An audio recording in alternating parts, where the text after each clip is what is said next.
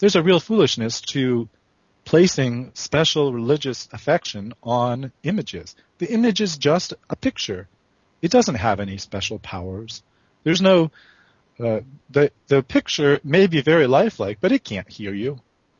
When you ask, if you pray towards an image, of course the image isn't going to be able to answer your prayers. And I realize that my friends and brethren who are in the habit of praying towards images, for the most part, don't have any misconception that that particular image is what's important. They're hoping to use that to as part of the process of either communicating with the person who that image represents, or to God, or they're simply using it as some kind of aid to devotion. And there may be some who would say they're not even venerating the image, but of course those people and their exception are really for another debate. This isn't the debate just about having images, although my own views are known on that subject, but this is a discussion really about the veneration of the images. So when religious veneration is paid towards those images, that's when we need to be concerned. And God was very helpful towards, I kind of glossed over this earlier, but back in Deuteronomy 4, you'll remember that God was very helpful to the Israelites. When he gave them the law, he did not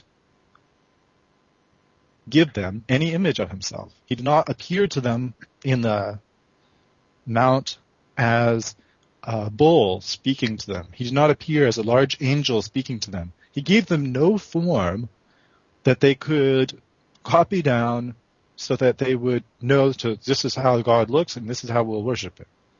No form at all. In fact, it says, take ye therefore good heed unto yourselves, for ye saw no manner of similitude on the day that the Lord spake unto you in Horeb out of the midst of the fire. Now, someone might take a look at that and say to themselves, well, there was no similitude then, but there's a similitude now. Someone might try to say that there was no similitude then, but Jesus Christ has become incarnate, and as a result, there is something that Jesus looks like, and that appearance there could be a similitude of that appearance, and therefore it would be proper to have make images or idols as long as they appear to be of Jesus. Well, the New Testament tells us that we are to follow the law of God, that we are to obey what the law says. Of course, the original apostles were Jews. They understood the law. They were not idolaters. John warns the new believers in 1 John 5:21, little children, keep yourselves from idols.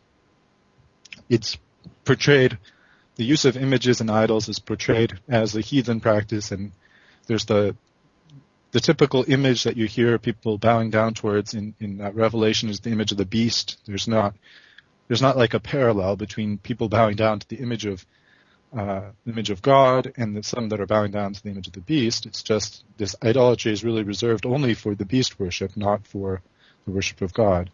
In Romans 15:4 says, for whatsoever things were written aforetime were written for our learning, that we through patience and comfort of the scriptures might have hope. So we shouldn't just discard what the Old Testament has to say about this. But we should recognize that, of course, it still remains. But again, why then? Why would we do that in view of the fact that Christ's incarnation has occurred? Well, Christ's incarnation isn't the only time that God has appeared to men.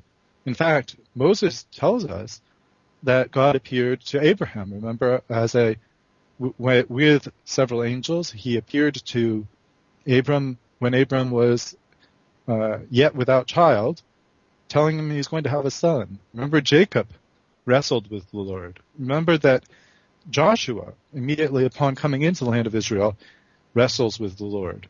There are many epiphanies, there are many appearances of God to men of the Old Testament period, and not only Jesus in the New Testament, in the incarnation, appears to men. Moreover, remember that once Jesus was raised from the dead and he began to appear to the disciples, they were not always able to immediately tell who he was.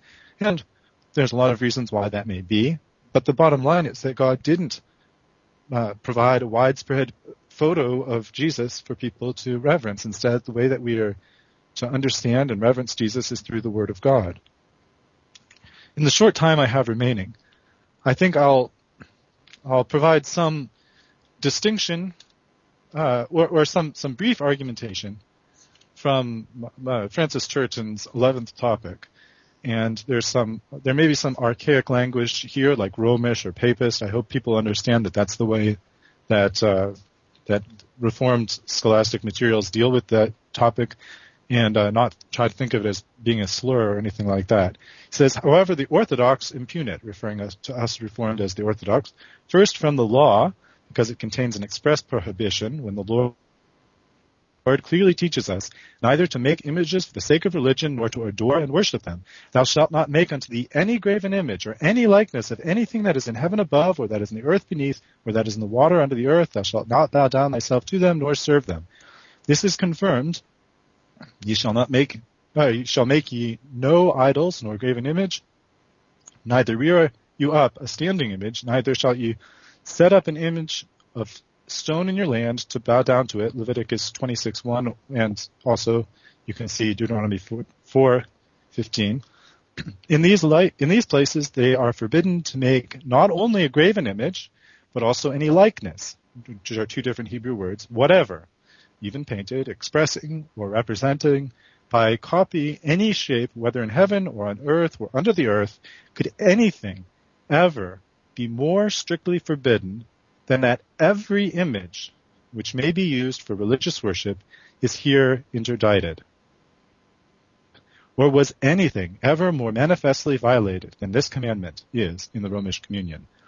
And with that, I give up the rest of my time.